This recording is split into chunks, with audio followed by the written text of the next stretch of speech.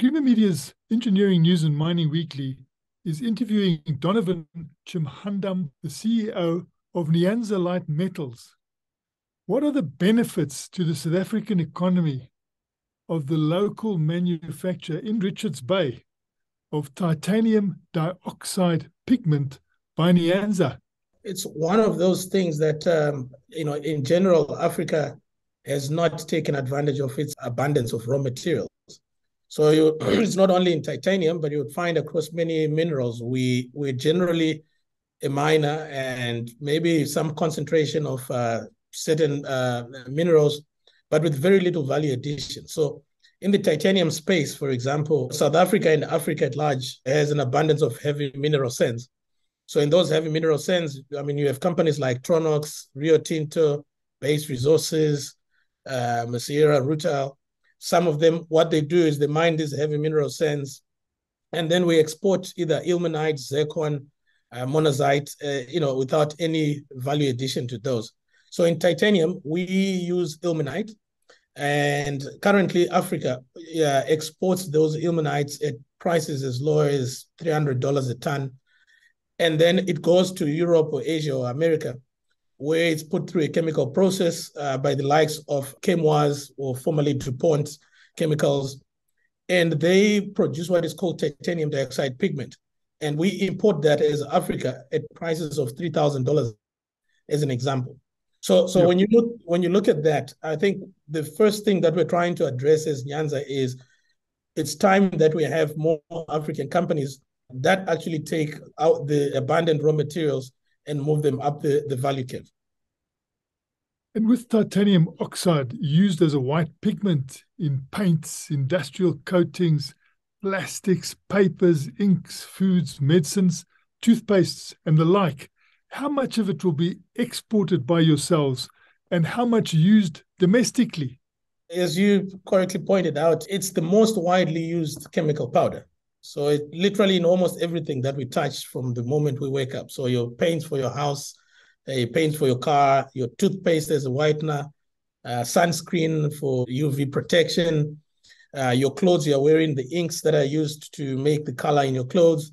So it's the most widely used mineral. Now, let's talk about South Africa, and I can talk about Africa. We currently consume about 35,000 tons of titanium dioxide pigment. And all of that is imported. So, I mean, if you put the price at $3,000 a ton, you can understand the size of how much we're importing. And if you look at what we're exporting as ilmenite or unbeneficiated material, the number pales in comparison to what we pay. So we end up being a net importer of titanium, and yet the titanium comes from our country. At a continental scale, I think Africa consumes about 150,000 tons per year of titanium dioxide pigment. Now, just to give you some context, the global industry is at about 7 million tons in terms of demand and supply. So Africa is still a small consumer when you look at it from that perspective. But if you look at Nyanza now putting together a plant for 80,000 tons per year, that's probably around about 50% of Africa's capacity. So while it's a huge and a phenomenal project, it's just over 1% in terms of the global market. I think when we started the project in 2011, we had an estimation that just the titanium plant without the infrastructure and utilities at that time, and the rand dollar was still at 7.5, 8 to, the dollar to the rand, and today we're above 18. So that number today in terms of what we're looking at financial close is, for the EPC and construction cost, we're looking at around about $500 million. So that's 9 billion rands in terms of the amount we're looking at. And that covers not only the titanium pigment plant, we have to also build a sulfuric acid plant next to it. We have to build gas boilers. We have to do wastewater and large infrastructure utility companies, including some solar power and cogen power, just to add on our, just to manage our energy security. And if you look at the $500 million just for construction, there's still financing costs that we will incur. You have interest during construction and working capital. So we're looking at a peak funding close to $750 million, which is just under 14 billion rands in today's numbers. We have a huge opportunity as Africa and South Africa to actually move up the value curve and start bringing in these advanced material production companies. And from which mining companies will you source the mineral sands materials, the ilmenite, for the manufacture of the pigment? So if you look at South Africa, there's quite a couple that already mine that. So you have Tronox that mines, in the KZN. You have Richards Bay Minerals that's also here in Richards Bay. Up in Mozambique, you have Kenme. They have good quality resource. In Madagascar, you've got QIT there as well. So if you look at the region, we have multiple sources, and depending on the final product we're making, you find different sources give you different product capability. So we will be sourcing locally from within South Africa and the region. So in addition to the ilmenite, I believe you're going to use slag and acid from Evraz, Highveld Steel and Vanadium. Tell us about that. So what you have, the Everest operation, they used to mine and process titanium ferrous magnetite. So that steel operation was basically extracting iron and vanadium, and your titanium will report into that waste stream. So if you look at that titanium slag, it typically runs at about 30% in terms of titanium content, whereas your ilmenites start from your 44, 46%, going as high as 52%. But then the question for us, we said, there's more than 45 million tons available that has been stockpiled. Now, it would be advantageous if we can find a way of bleeding or blending some of this low titanium content slag with the higher content ilmenites, like from Kenme, as an example, or maybe sweetening with your R14bn synthetic rutile.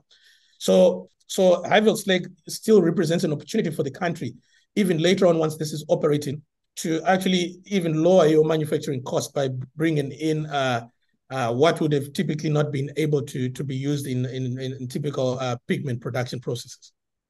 And what are your energy and logistics plans at a time when South Africa is still experiencing electricity blackouts and suffering colossal rail logistics disruptions?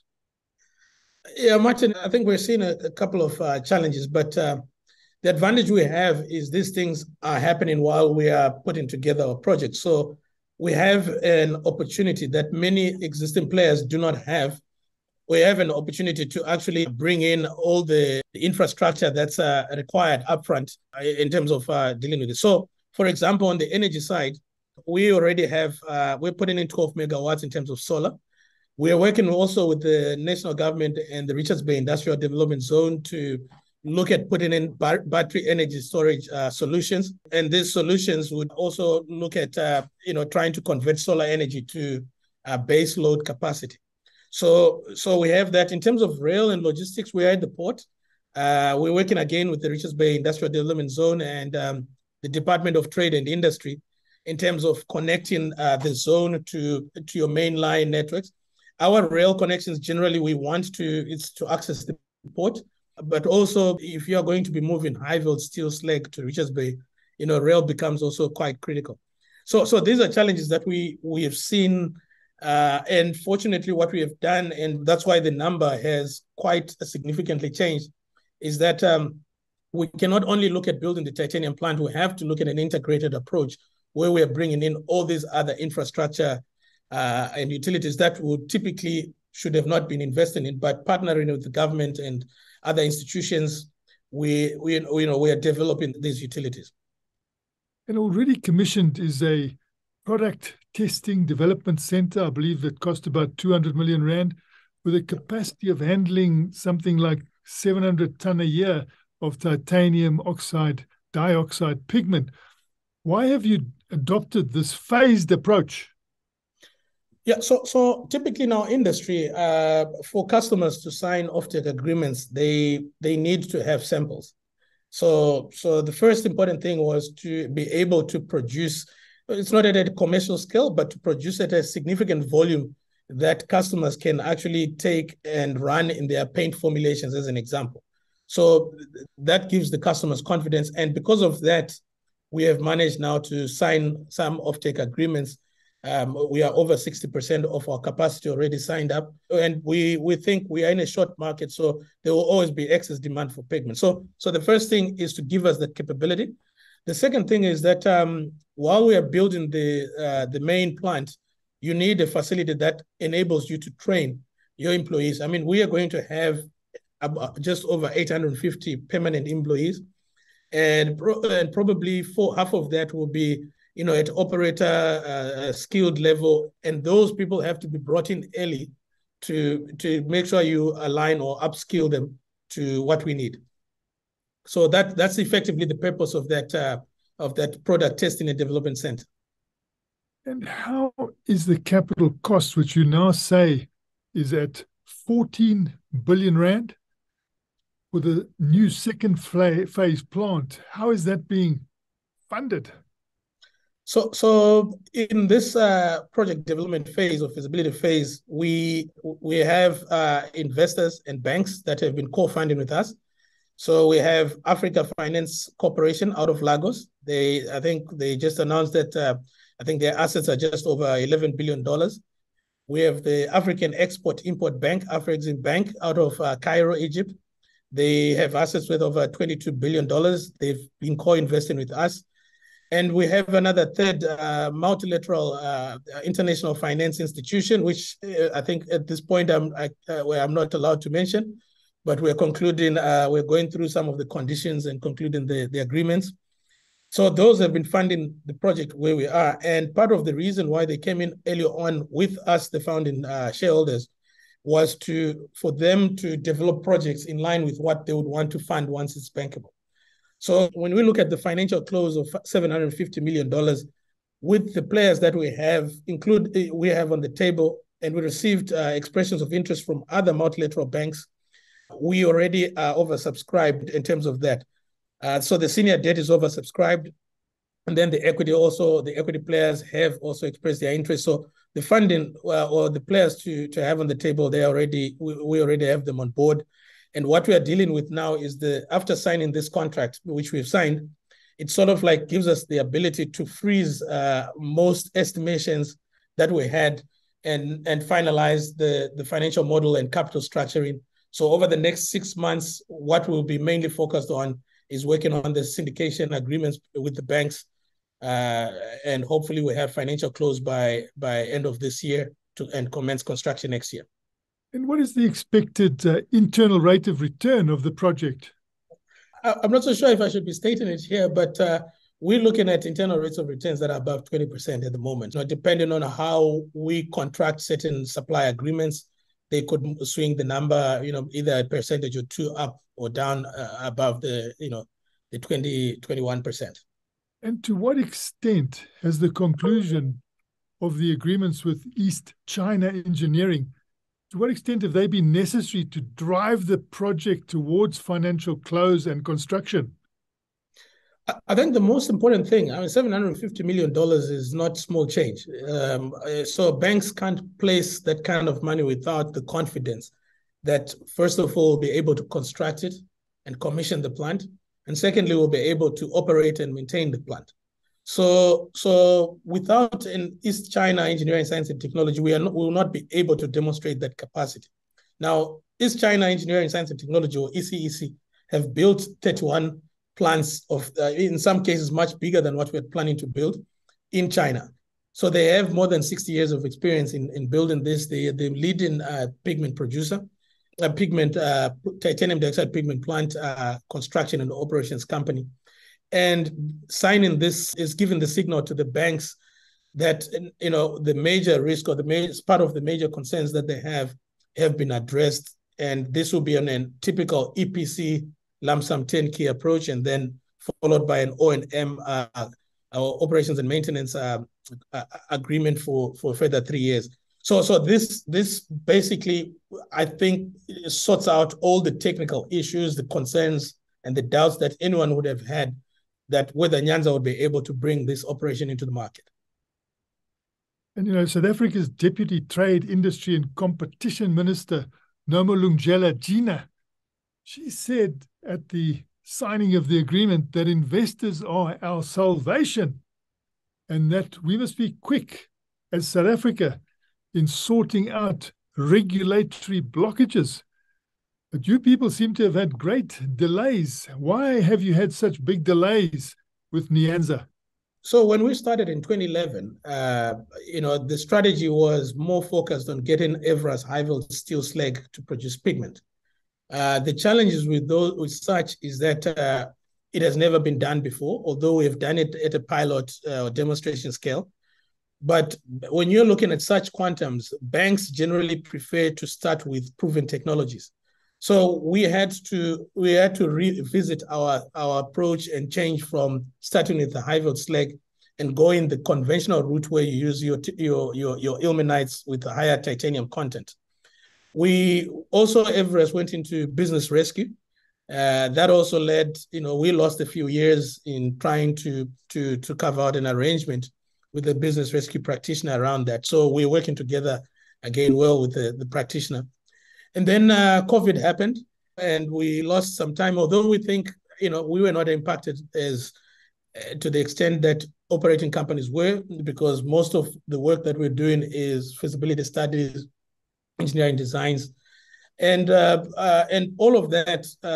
And when you start with the project, sometimes, we thought we'll be making titanium metal, but the purpose of doing feasibility studies is to gain more clarity in terms of what you can and cannot do.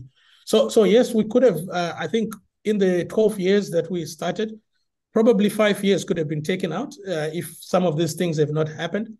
But projects of this nature, if you look at the SASOs, they generally take time to get to the end. And now with ECEC, since we have started talking to them or engaging with them over the last 9 months, we have seen the project move with significant pace. Regulatory-wise, I must say the Department of Trade and Industry, Competition, Richards Bay Industrial Development Zone, the KwaZulu-Natal provincial government and economic development editor, they have come to the party in a big way as they see this as a catalytic and transformative project that can drive or stimulate the local economy as well. And when do you expect production from the main plant to ramp up?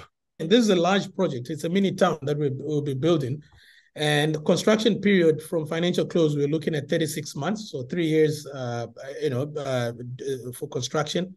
And based on what we have signed with EC, is that they would be able to ramp up within 8 to 12 months after mechanical completion. So in 36 months, will be cold commissioning, but then we start loading the plant and ramping up. So in about 42 to 46 months, we would have ramped up to our design capacity.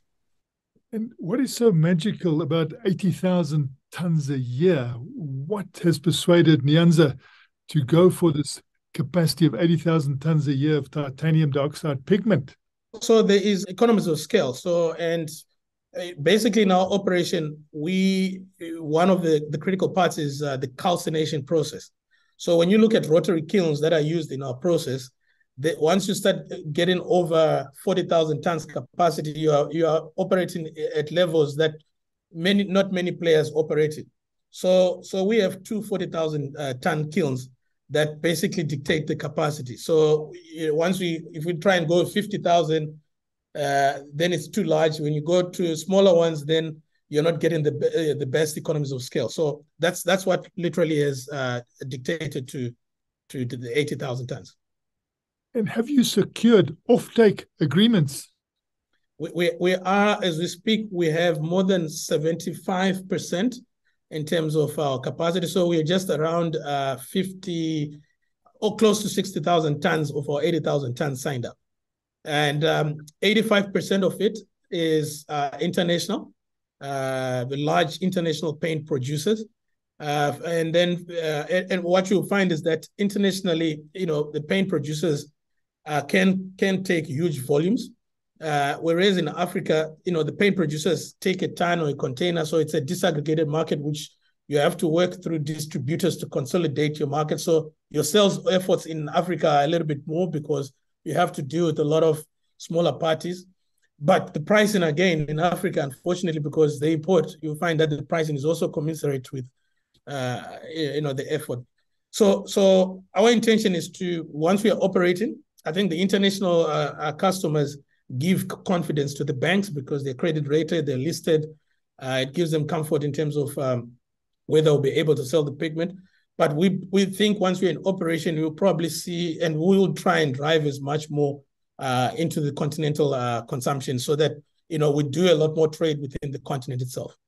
And in your long-term vision, do you ever anticipate that you might list your company on the Johannesburg Stock Exchange? Listing always comes with its own challenges. So when you're still in a growth phase, our view in the short term is if we can avoid listing and try and get the operation to steady state, you know, that's what we would typically do. And the multilaterals we're working with also prefer these private assets. I think once we're at a steady state and we're looking at expansion, you know, we will have to revisit our strategy in terms of the capital markets. And also maybe we'll create some exit strategy or platform for some of the shareholders. But right now, what you're seeing is the bulk of the shareholders are multilateral finance institutions, which obviously then they have more patient capital and are looking to 10 years plus in our case. But yes, at the right time, you know, but it comes with its own challenges. And we've gone through some lessons in listing. So yes, we'll evaluate them. And who has got the majority share? If you could just take me through the shareholding again. So currently, the majority shareholders are called Akin Industrial Holdings. So that's the founding shareholders of Janza. So currently sit with 70% of Janza, and 30% sits with DBF Capital. So DBF Capital are the people who used to own Banca ABC, which was bought by Atlas Mara. So I think valued at $1.8 billion at that point in terms of the whole bank. And they used some of those proceeds to come and co-invest in Nyanza. Now, the multilateral banks, how we've structured this is at financial close, the monies that they've invested would be converted to either equity or converted to debt. So you might find that the shareholding might seemingly look like the founding shareholders still control the majority, but the project is essentially run through a project development steering committee. And at financial close, you see the shareholding structure get reconfigured in line with what they've spent. That was Creamer Media's Engineering News and Mining Weekly, speaking to Donovan Chimhandamba, the CEO of Nyanza Light Metals,